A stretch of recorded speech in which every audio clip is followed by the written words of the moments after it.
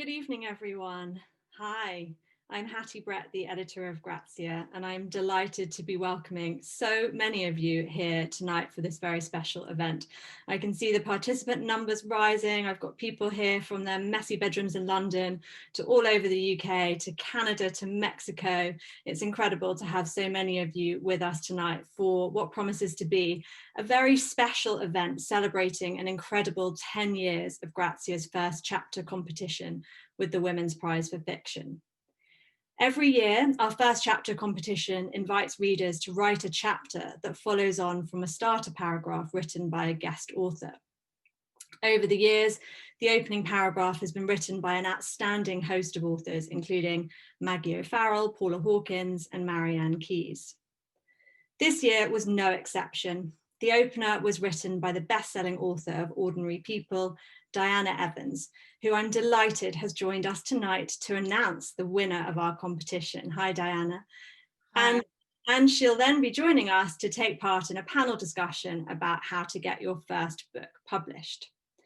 Now, I think it's fair to say that when we launched this year's first chapter competition back in February, doesn't that feel like a lifetime ago?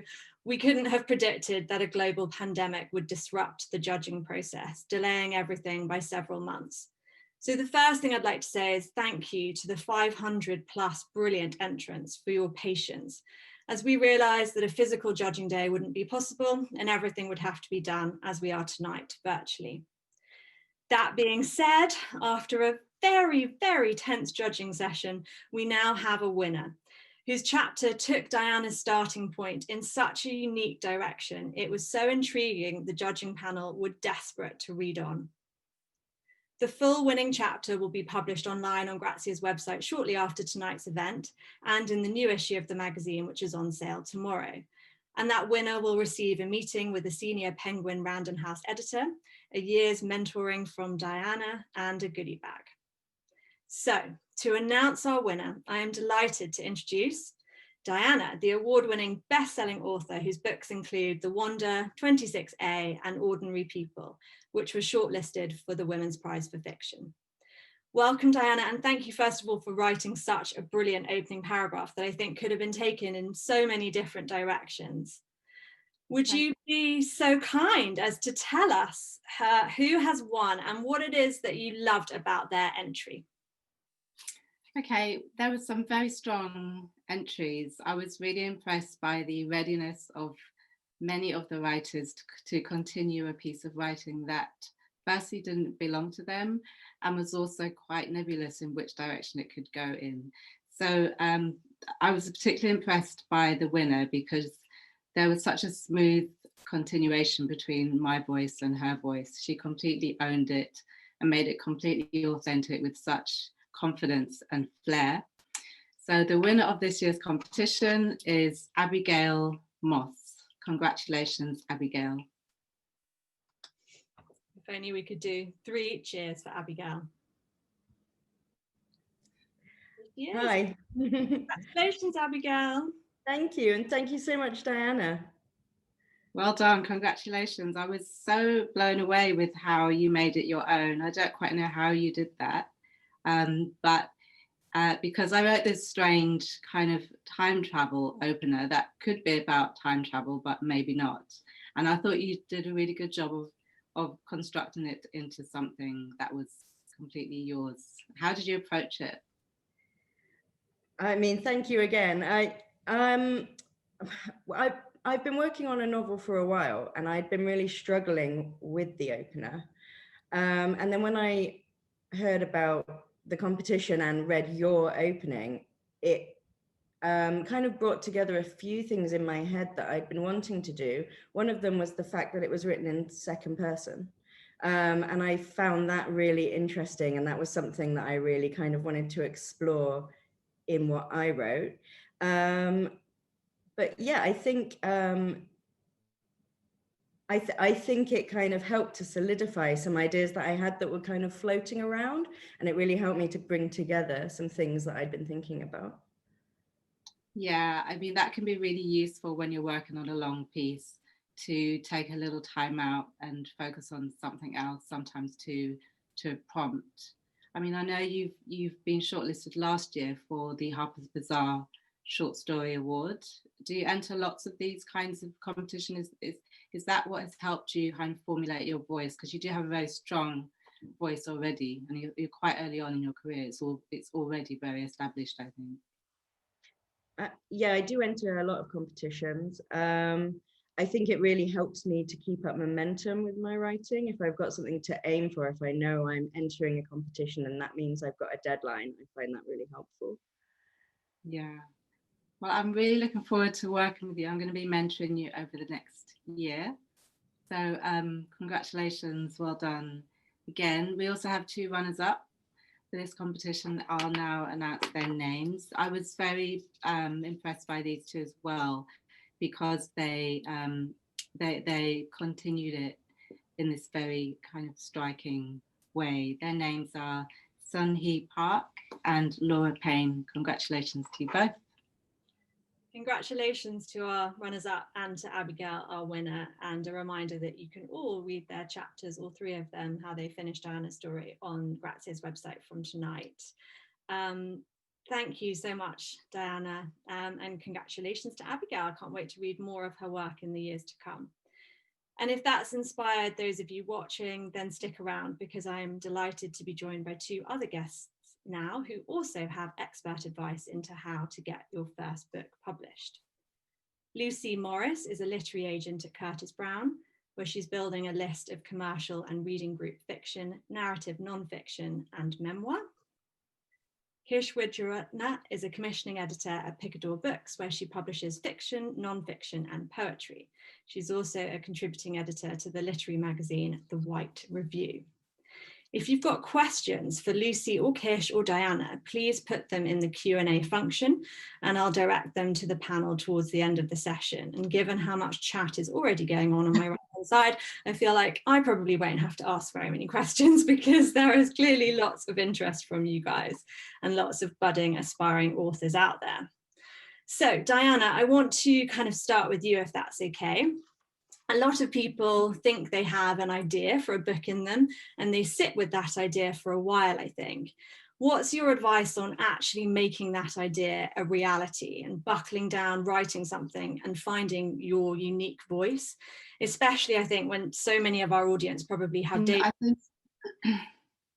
I think the first thing to accept is that it's going to be really difficult. I think once you face that, it does make it easier. And to look at it in an incremental way, rather than thinking of it as this, you know, when I was working on my first book, and I used to think, okay, I'm writing a novel, that was very daunting. But when I thought of it as, okay, I'm writing a chapter, or I'm working on an episode or a segment, that made it a lot easier. So to just approach it in stages.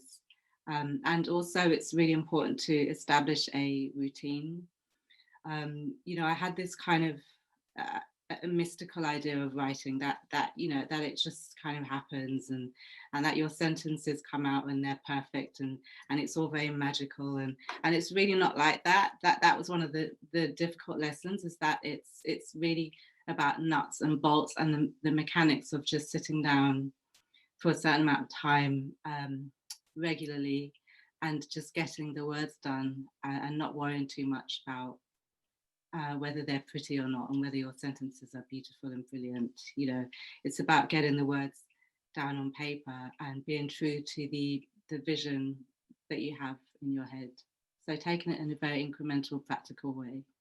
So being quite disciplined and breaking it down. And when you start a book, do you have a very clear view of what that book is going to look like, or does it change and mutate along the way? Yeah, I'm quite a chaotic writer, I'm afraid. It's very, very messy. All I know really is what kind of book I want to write. It does depend. I mean, sometimes the story is more formed in my head than other times. With my last book, Ordinary People, all I had really was the kind of book that I wanted to write. I didn't really know what the story was yet. Whereas with 26A, I had a firm idea of what the story was. but I didn't know how it was going to be arranged. You know, the first draft was very different from the final draft in the sense that it was originally told back to front, and then I changed the structure and went back to the beginning. So I have to kind of accept that it is going to change a lot along the way, and it's not really finished until there's nothing about it that you want to change. That's when I know I've finished, because people ask me that question sometimes, like, how do you know when you get to the end? And I think you just know because there's nothing else that bothers you about it anymore, and you're just tired of it, and you feel like you've done your best, and that's just it. It's time to leave it. That's really And good then the editor comes along, and that's a whole different ball game. Well, yeah, I think it's interesting for people to know that there's, you know, many drafts and many iterations of books. And I think this is what tonight's all about, really, is trying to demystify that process of getting an actual book published. So, Lucy, coming to you, if we've all followed Diana's advice coming out of this, and we've knuckled down and we've got something on paper, we've got a book, as it were, but how do you get it in front of a publisher? And that's often, I think, where an agent can help. So can you tell me a bit about how agents work with publishers, and from your perspective, what should an aspiring author have done before they approach someone like you? Well, I think to take it chronologically, before an author comes to an agent, I think the golden rule is to never submit your first draft. At the same time, you don't want to be so sick of editing it that you think if you have to open that Word document one more time, you're going to puke. So I think do a couple of drafts. If you're part of a writing group, maybe have another of the members read it and feedback to you with any ideas. And then it's sort of research and targeting, really. It's not about finding an agent so much as the right agent for you. The best author-agent relationships are long-term partnerships, you know, that with shared goals that can last an entire career. And I think getting a really good sense of what agents there are, what sort of lists that they have. A lot of agents have blogs, their agency websites, and you can also stalk them on Twitter and sort of just see what they're about, what sort of sense of humour they might have, and get a sense in as broad a way as possible of who you think that you might like to work with. And when you have your full draft ready, then you write a cover letter and a synopsis, which is sort of 1 to 2 page plot summary, giving away all your spoilers, which can be a hard cross to bear, and then get it out there feeling really confident. And then from the moment that an agent is on board, they are absolutely in your corner, holding your hand through every step of the process. I suppose the core of the agent's job is in selling rights to publishers like Kish, and negotiating a really, really good deal for the author, sort of explaining any jargon along the way, and then being in their corner through the publishing process. You know, the agent is fully team author all the time. So that might be being a dragon at the gates if there's too much in the way of publicity and it's getting a bit much, or an author struggling with a delivery deadline, and you know, the agent can get on the phone and have that tricky conversation on your behalf, and it lasts, you know, all the way through the hardback publication, the paperback publication, and then onto the next book and the next and the next and the next. And I love the way you've talked about it as a relationship. I think from the little I know about the book publishing world, it really is important that your agent and author are a partnership, as it were. Mm-hmm. If you are an author with a very clear view of this is my book, this is the genre it belongs in, should you be looking therefore for an agent who has worked on other books that are similar? And if so, how do you go about finding that as an author? I mean, it's a tricky balance. I mean, I think broadly in terms of genre, if you're writing crime and an agent represents crime novelists, then that's a sort of safe bet. I think if you have written a speculative love story set in Edinburgh, and the agent that you're looking at has already sold a speculative love story set in Glasgow, for example, then that might be a bit close. But there are lots and lots of resources to find agents. There's the Writers and Artists Yearbook, which you can find in libraries, and also I think they have an online database. There's agency websites, there's Twitter. There are lots of sort of lists of things like websites called things like Agent Hunter, and that sort of thing. And also you can look in the acknowledgement section in the back of novels and see which agent is thanked, if any. And it might be that that's a novel that feels sort of tonally similar to the sort of book that you're writing, and that might be a really good person to submit to.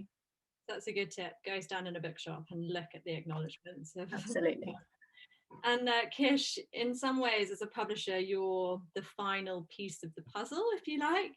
But I suppose, as well as reading submissions from agents, you must get inundated with manuscripts yourself. Whether it's from an author or from an agent, what makes one really stand out for you? What advice would you give to our audience on being discovered? Yeah, I mean, I'm trying not to be distracted by Lucy's suggestion of an author that might have not acknowledged their agent in their acknowledgements, which just sounds absolutely criminal. But I think it's really tricky, because I feel like it can sometimes feel comforting to come up with kind of blanket rules for like what works and this is how you do it and all of that kind of stuff. But obviously lots of different forms of books have very different reading experiences.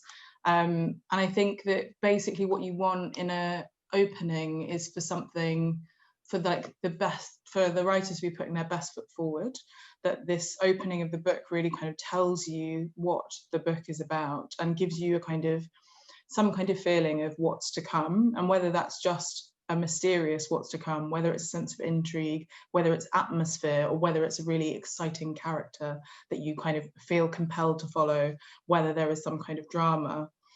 You want something that will really kind of stand out, I think, at the beginning.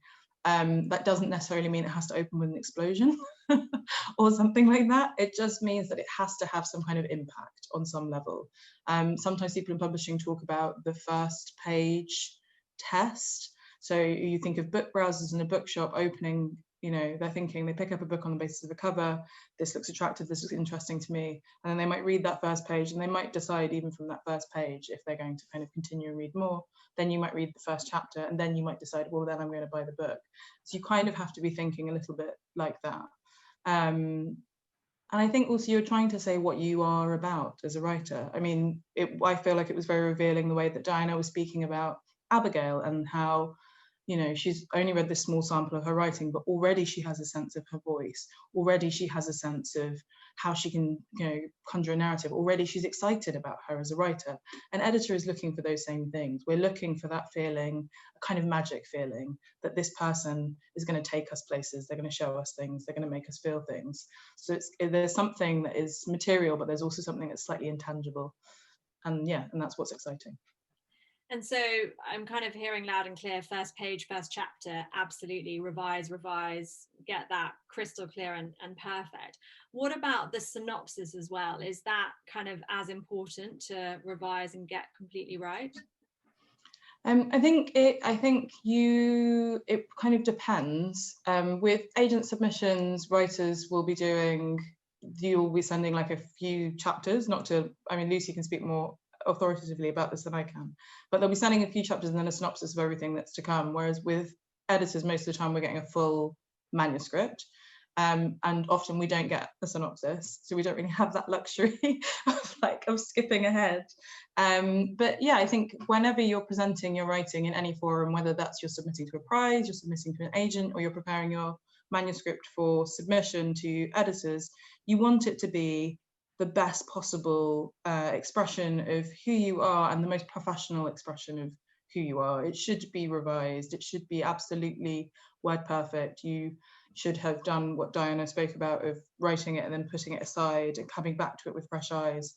You can only really make that first impression once. And Diana, back to you. We've kind of talked about refining your voice and finding your voice, and I think Kish is right. You talked very powerfully about Abigail having a voice. How does an aspiring author go about doing that on a practical level, refining your voice and staying true to it? I think you have to read a lot and write a lot, and read in a way that is critical, but also that is also about gorging the kinds of books that you like and the kinds of sentences that you like and the writing that you like. Read things that really speak to you. You know, if you like writing that is very rich in language, read a lot of that kind of writing. Or if you like a plainer voice, read that. And always be writing. And rather than copying the writing that you like, just try and be very true to your own kind of sense of inner rhythm, which comes out when you sit down at your desk and you allow yourself to write freely. Then you will feel a sense of rhythm inside you working, and it's really helpful if you are reading the kinds of writers and the kinds of sentences that you like. I think you do reach a stage where you understand what your own voice is, and that's when you have to maybe step away from reading the kinds of books that you like or the kinds of sentences that you like, and just because sometimes it can be a little bit intrusive onto your own voice. So I think it's sort of gauging that relationship between writing and reading, and also just not being afraid. You know, every session of writing, every successful session of writing is a risk taken, you know, and that can produce 2 sentences or it can produce 2 pages. But I think the point is taking a risk, and I don't think you really find your voice and work out who you are as a writer until you've gotten over that fear and really just plunged in. That's how I found my voice anyway, was just by being terrified and jumping and realizing that I was immersed in my story, and I was immersed in my own kind of way of expressing it. I mean, I think it's interesting you talk about fear, and I can imagine a certain sense of loneliness sometimes when you're, you know, trapped in a book and trying to kind of grapple with it, I suppose, yourself. How do you keep your confidence through, you know, what can often be a long process? It's really hard, but you just have to have faith, you know. I have to be really excited about the project, and I have to really believe in it and want it to exist. That's what keeps me going. It's just this desperate kind of desire to be able to open a book like this and to read it, or to read this particular story, and also, you know, feeling when it's actually materializing on the page what you're trying to do. There really is no other feeling like it. It's almost like being on drugs when it's really working. It's absolutely thrilling, and I wouldn't rather be anywhere else. You know, it's genuinely the most exciting thing. But you do have to, you know, it does take a lot of isolation, but when you're having a great time, then you don't really mind it. I mean, the difficult times are when you're lost and you don't really know what you're doing. Like, you really don't know what you're doing. And that's when I tend to just talk to other writers, read, and also just do other stuff that has nothing to do with writing, because that's where a lot of the writing takes place as well, whether it's I don't know, doing the stuff that you love doing, that makes you feel joy and makes you feel like yourself, because that's when ideas come, and that's when kind of blocks will loosen, and that's when your faith is restored as well, and then you can go back to the page with a renewed strength and determination. Let it percolate almost, which is nice. And then Lucy, I suppose when you start working with an author, I imagine there are many drafts, conversations about different edits and amends that you have and suggestions. Could you talk a bit about that process and kind of how long you might work with an author before it even gets to the next stage? Frustratingly, it's that how long is a piece of string answer, but to give a little bit more colour to it, you know, I think the first time you have that conversation with an agent is when you meet them, and it's really important then as the author to get a good sense of whether that agent is the right person for you. You know, it might be that they say, you know, loved it, but we've got to get rid of the talking giraffe. And, you know, the talking giraffe is the whole reason that you've written that book, and you don't want to get rid of it. Or you might come away thinking, okay, yeah, no, maybe I could look at this in a different way. And I think having that shared vision is really, really crucial to a sort of happy and fruitful relationship with an agent. But let's say you've had the conversation, you're on exactly the same page. What I would do, having taken on a new client, is I would reread the manuscript. I would write an editorial letter, which would be, at least sort of 3 or 4 pages, I expect, thinking about structure, plotting, character, and then sort of work out with the author how long they might need to let those changes percolate and to input them, because a lot of authors have full-time day jobs, so it can be a really long process. I don't think I've ever submitted a novel to a publisher without having done 3 drafts with the author. Sometimes it can be more, because books do change as they're edited. So I would say typically it's I work with a lot of debut writers, and typically that editorial process is sort of between 6 and 12 to 18 months, I would say. And it sort of takes as long as it takes, really. And I think the more you edit something, the more time you need to sometimes take away from it, so that it doesn't just feel like a slog, so that you can come to it and feel excited, and, as Diana said, feel that thrill of it really coming together on the page. Yeah, because I suppose an 18-month process, you've got to really love and believe in that book and believe in yourself at many points. And Lucy, do you want to also talk a little bit about discoveries? Because that seems a good way for people who might want to get their voice noticed to reach you. Absolutely. So this is the first year we have launched Discoveries. So, and the we is Curtis Brown, which is the agency where I work, and Curtis Brown Creative Writing School, in partnership with the Women's Prize Trust and NatWest.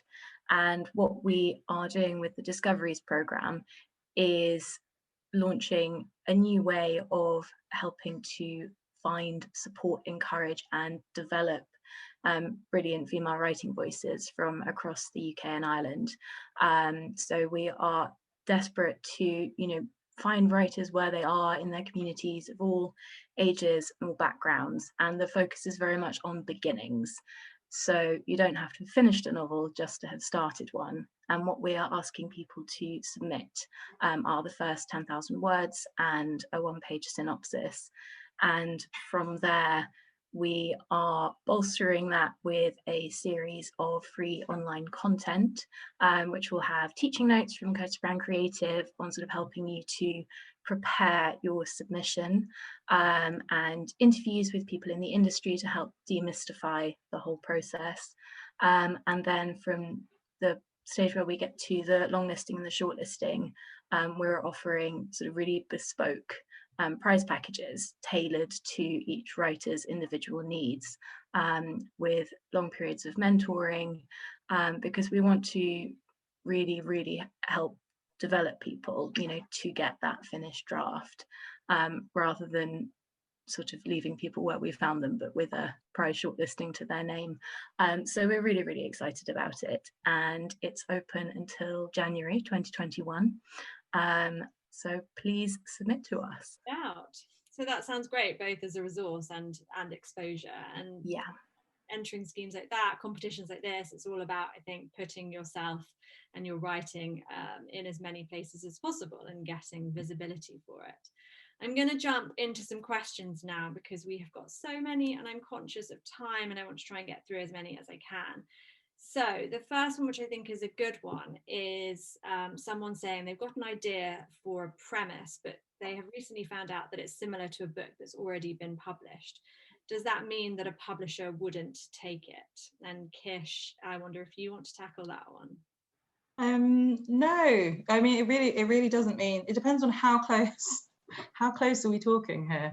I think it's very hard to be completely original and to do something that's never been read before. We have an incredibly long history of literature in this country and internationally. It's not at all a problem if you're writing something that pays homage to kind of a series of writers that you really admire, or that is within a tradition. So let's say it's kind of, I don't know, like a dystopian, like a feminist dystopian novel. There have been loads of different feminist dystopian novels in recent years, and yet they are all have a distinct readership. And also, you know, sometimes that means that some readers it will attract a kind of readership because they can identify what that book is. They like reading that type of book, so they will then seek that kind of book out. So it's not necessarily a hindrance, but it does depend on how close we're talking here.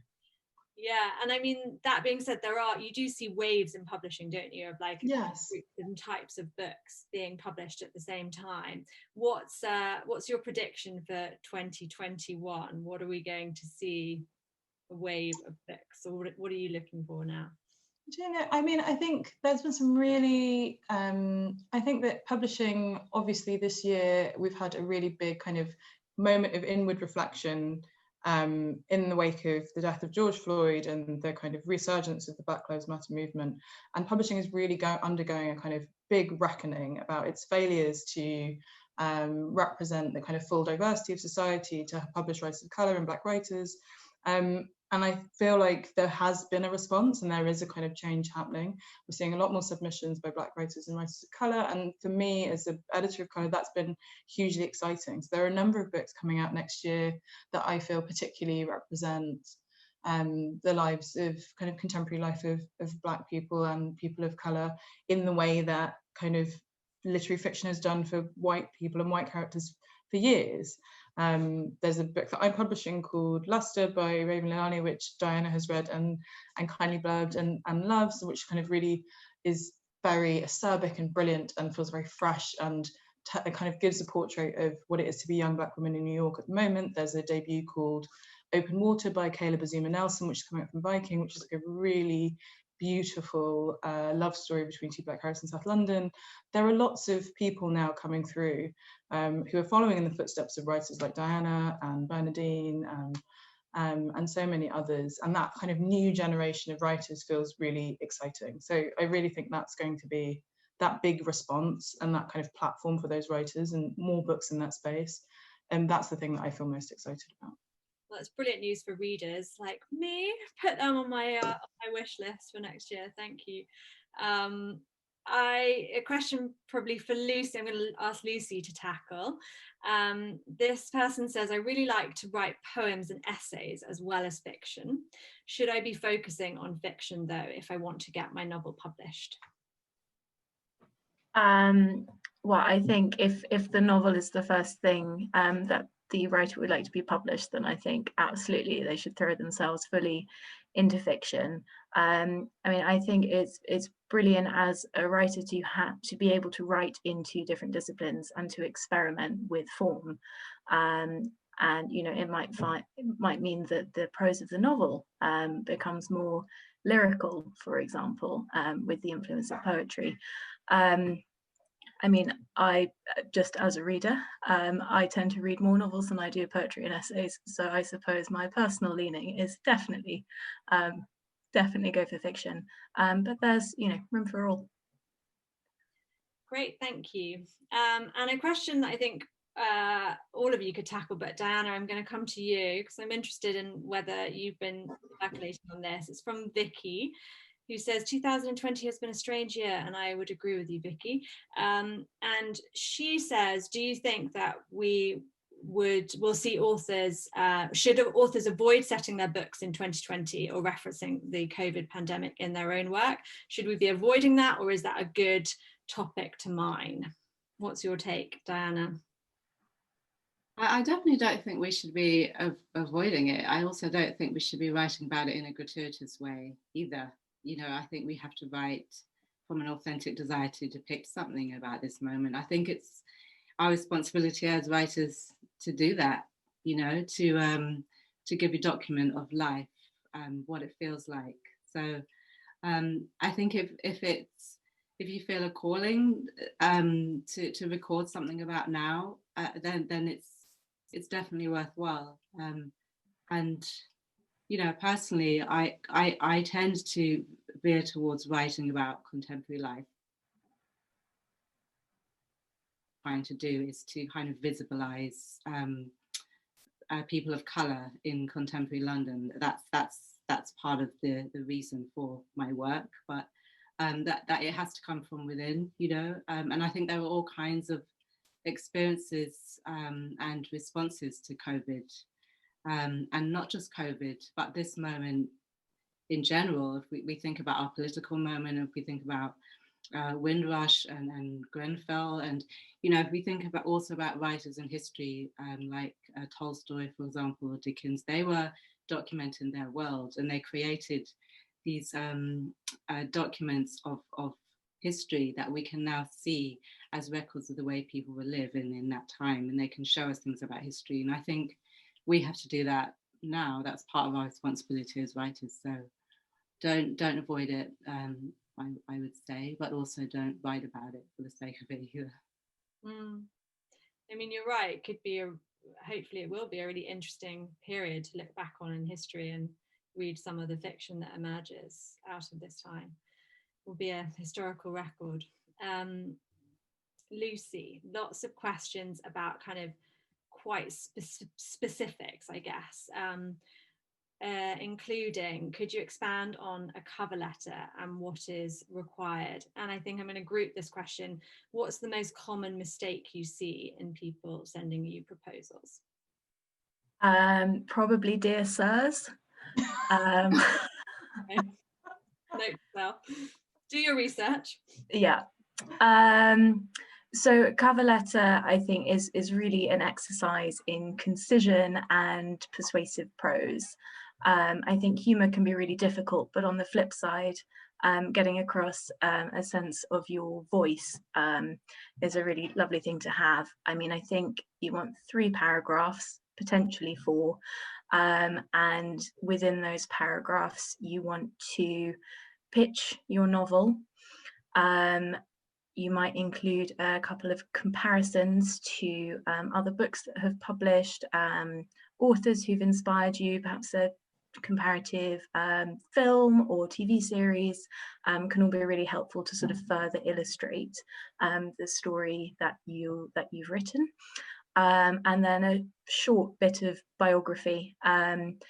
Doesn't need to be sort of your life story or a full CV, but for example, if you're a doctor writing a medical thriller, then it's really helpful to know that you're a doctor, that the medical expertise comes sort of behind the page as well as on the page. I think those are probably the most important parts of a cover letter, and I think keeping it short and professional, and if you can get across a sense of your voice, then even better. And a follow-up question on that note, does it have to be accompanied by a complete draft or just a few chapters? Someone is asking. So every agency will have its own submission guidelines, but as a rule of thumb, for fiction, it would be a cover letter, a synopsis, and the first 3 chapters, or the first 10,000 words, which sometimes equate to the same thing, sometimes don't. It can be really tempting to send what you consider to be your 3 strongest chapters, but actually if you send chapters 8, 11 and 15, it can be quite hard as the reader who doesn't know the story to really get a sense of you know, the characters and how the plot is unfolding. So do try to stick to 1, 2 and 3. And if you have different points of view, if you've got an alternating chapter structure, for example, really good to include both of those in the sample, just again to get across a sense of the voice and those central characters. Thank you. And Rebecca has similar questions, but she also asks specifically about that opening chapter. And I think it's worth coming back to because, you know, Kish, you talked about you don't want an explosion, but you want something powerful and impactful in that opening chapter. And I'd like to ask both Kish and Diana, Diana from the writer perspective and Kish from the reader perspective, I suppose, what should that opening chapter really have in it then? Kish, come to you first. Yeah, I mean, I think that to describe something as impactful can mean different things. So it could mean something very dramatic happening, or it could just mean something that's very intriguing. I think it's really important. We've spoken a lot about voice. I am someone who is really driven by voice in writing. I think that should be really clear. I think, you know, there are lots of books that have a character with a really kind of characterful, idiosyncratic, kind of jump off the page voice that you would then just want to follow. So nothing could even be happening in that first kind of few pages, but if the voice captures your attention, captures your imagination, then you will follow that person through.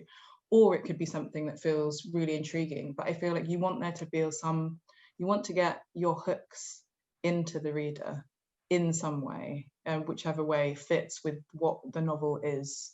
There's no point having something really surprising, unusual, like an explosion, not to overuse the explosion example. If this is a love story that's set in contemporary London and is about real people, then that would be completely inappropriate. So I guess it's like signaling what feels really authentic to the book and putting that kind of up front. First. And Diana, anything to add from that side, from judging the first chapters as well? Yeah, I would mirror that about voice. Voice is paramount, introducing a voice that the reader wants to spend time with and to follow where it goes. In the first chapter, I try and set up the story, kind of arrange the apparatus of the story in place, from which I can then proceed into the world of the book. So it's opening the world of the book for the reader. And also character is very important as well. So you want to introduce a kind of a human presence, in my case anyway, because I write about human beings, but a presence that the reader really wants to spend time with. They don't necessarily have to like them, but they have to be interested in them and intrigued by them.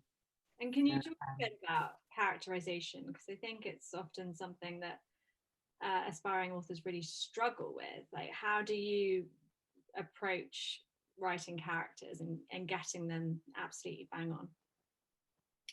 I do some character work when I feel the need to. So I kind of brainstorm around characters, just listing. I do lots of listing when I'm thinking about writing. So I list different character traits and then I pull things out that feel strong and do pieces of writing around that, both in first person and in third person, to get a sense of the character's voice, but also to get a sense of writing the character from a distance and how that character looks and feels from a distance. And then when I'm writing, I'm usually writing in character, so I'm writing from inside characters most of the time, actually. Whether I'm writing in first person or third person, I always try to situate myself inside the character. In the case of third person, you're actually in two positions. You're inside the character, but you're also outside at the same time. But it's really important to inhabit the character. That's the most important thing, actually.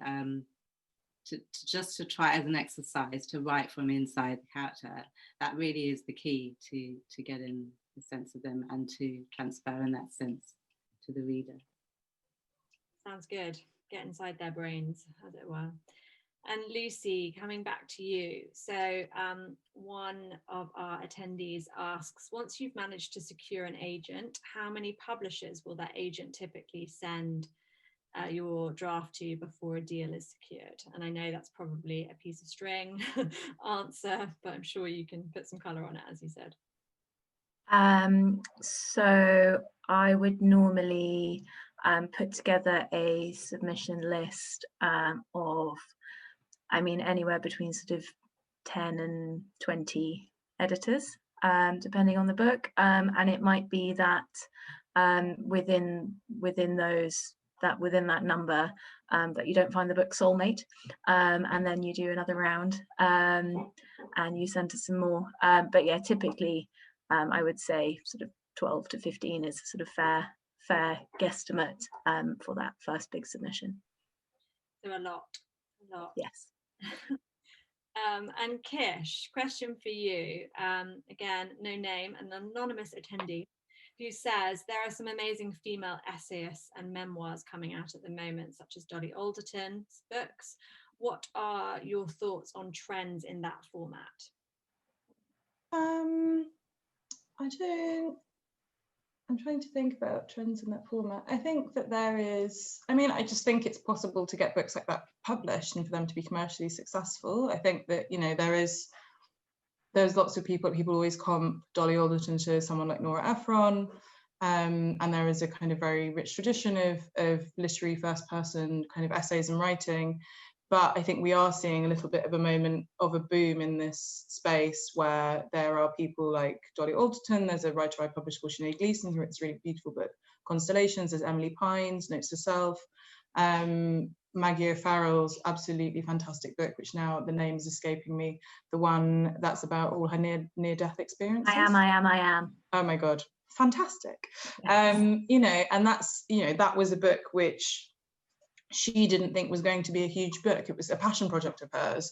So it didn't kind of necessarily have the same kind of, you know, she didn't see that it would have a massive audience because she sees herself as a fiction writer. And yet the response to that was incredible, because I think that there is perhaps an opening up of a space for women to be honest about their experiences, and for that to be taken seriously, to be treated seriously as literature, to be given space, and for people to be writing about all different elements of that experience. I mean, if we're talking about Catherine Cho's book Inferno, which is about her experience of postpartum psychosis, when would we necessarily have seen a book like that published before, when it, like, written in non-fiction from a first person perspective?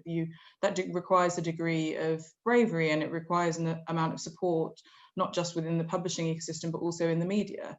And so I'm sure also at Grazia that you are publishing that kind of writing as well. So I think it's an exciting time, and I think the greater variety of stories, that's what feels kind of new at this moment, that you can tackle very hard-hitting, very difficult experiences, and that they will be widely received. Sticking with you, Kish, there's another question here. Do you have to have an agent in the first place, or can you go straight to a publisher? Lots of publishers don't take unsolicited submissions as a rule, but there are some publishers that do, particularly smaller publishers. There are also possibilities of, if you happen to know a writer, they might be open to putting you in touch with someone, or if you are in a creative writing course, or if you do something like Faber Academy, or we're talking about Discoveries, that someone there might say, you can send a sample to this person, they might be interested to see it. I definitely have met with people who are working on something who aren't yet signed with someone, to talk through their writing and the possible avenues in which they might take it. At the beginning, I think it's quite tricky to know what kind of writer you are, what kind of book it is that you want to write, whether you want to do stories or a novel, or if you want to go in a more literary space or a more commercial space, and it can help then to talk to someone. So I think there possibly are more informal avenues to talking to publishers than it might be apparent. But the kind of safest method in terms of protecting your own interests is probably to go via an agent, because your agent will protect your interests always. And look after you. So back to you, Lucy. This question from Samantha: if an agent likes your book but isn't willing to offer you representation, is it worth editing the book again or trying to submit to other agents? I assume the answer is submit away. Yeah, definitely. I think, you know, it's also subjective. I think it can be really, really hard if, you know, there might be somebody you'd always dreamed of being your agent, and they say, this is, you know, really fantastic writing, but, you know, I would want you to make this specific change, and you don't really feel like you want to make it. You know, somebody, you know, there might be another agent who sees exactly what you're trying to do as it is, and it might be that that person is right for you instead. You know, I think it can be worth staying in touch with that sort of open door. I mean, I think the best thing to do when you've got that draft ready to submit to agents is to pick sort of 4 or 5 and then see what sort of responses you're getting. Then you can always add some others into the mix. Or, you know, it might be that all 4 come back and say the same thing, and it's exactly the niggle that you didn't deal with because you just got so sick of it that you thought, I'll just submit it. And that might be your opportunity where you think, okay, I'm going to sit down, I'm going to do one more draft, and then I'm going to go out again. So yes, I think submit away, but also you can do it strategically to, you know, protect yourself, I suppose, and to keep as many avenues open as possible. Yeah, and I think all of you seem to be saying a similar thing, which is this is a tough, this is a tough, brutal world in some ways to break into. So resilience is quite key, and kind of keeping going and carrying on, even if you get some rejections and some no letters, which I think is worth remembering when you're on the other side of it. And a question from Vicky that I might come to each of you individually, because you'll all probably have different expertise. She says, can you recommend any tools that could actually help with writing, whether it's a writing group or a program that we've talked about, or a technique, I suppose, like Diana, you talking about listing characterization. Kish, coming to you first. I think that when Abigail was talking about submitting to prizes and the way that's given her motivation and kept her going, I think that what that kind of speaks to is similar to the experience of being in a writing group, is just it's important to have people read your work and feedback on it.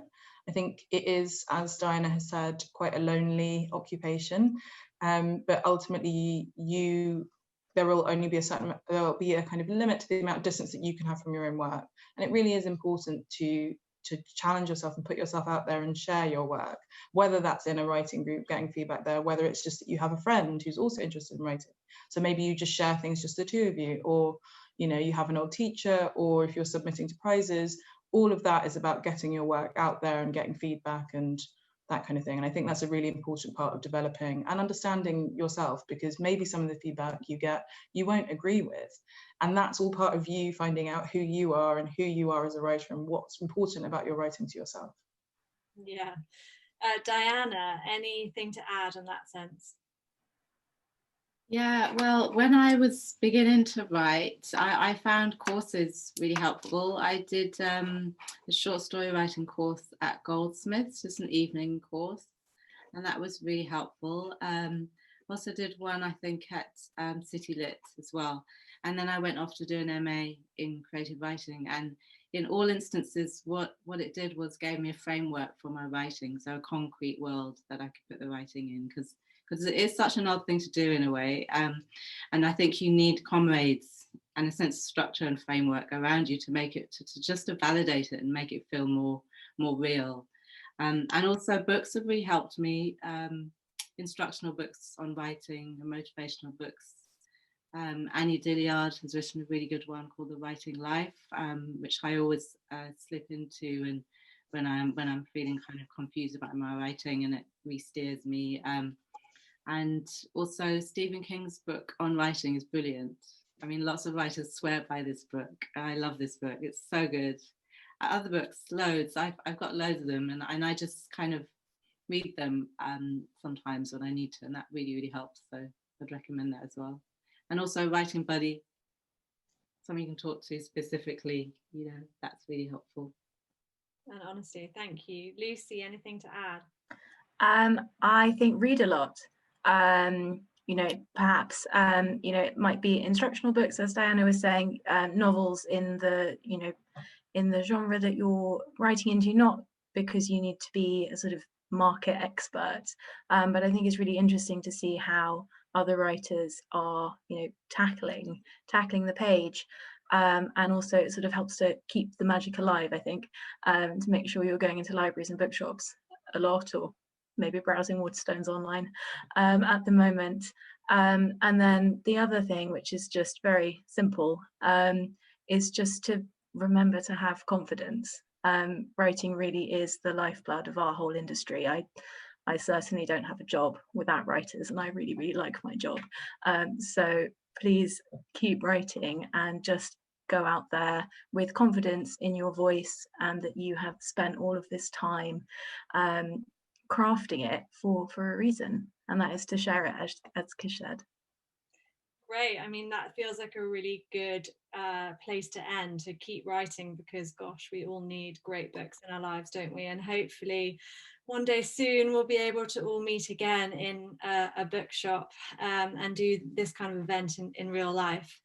There were so many brilliant questions, and I'm sorry that we haven't managed to get through them all, but sadly that is all we have time for tonight. I would like to thank, huge thanks to Diana for your involvement with this year's first chapter competition. It's been a strange one, but a brilliant one, and so much so because of your brilliant opening paragraph. And thank you also to Kish and Lucy for joining us tonight and sharing your wisdom, which I know so many people on the other side of the screen will have been scribbling down notes. And huge congratulations again to our winner, Abigail, who's still on this call somewhere, whose chapter, a reminder, you can read in the new issue of Grazia. Yeah, on sale tomorrow. You're right, Kish, I wish we could do a little like chink glass there, but that will have to be saved for later. And if you've been inspired tonight and you have a novel in you that needs to be read, that needs to be out there, the Women's Prize Trust has, as you heard, partnered with Curtis Brown Literary Agency to create Discoveries, a unique initiative searching for new female writing voices. So I definitely recommend you check that out. And I think information is being put in the chat as we talk. To hear more about that and the year-round work that the Women's Prize does to empower female writers, visit womensprizeforfiction.co.uk or follow them on social media at Women's Prize, where you can also find us at Grazia UK. And we love championing a really brilliant book. That's all from us and from my amazing panel. So thank you so much again for joining us, and enjoy the rest of your evening and get writing. Can't wait to read all your books. Bye. Bye. Thank you. Bye.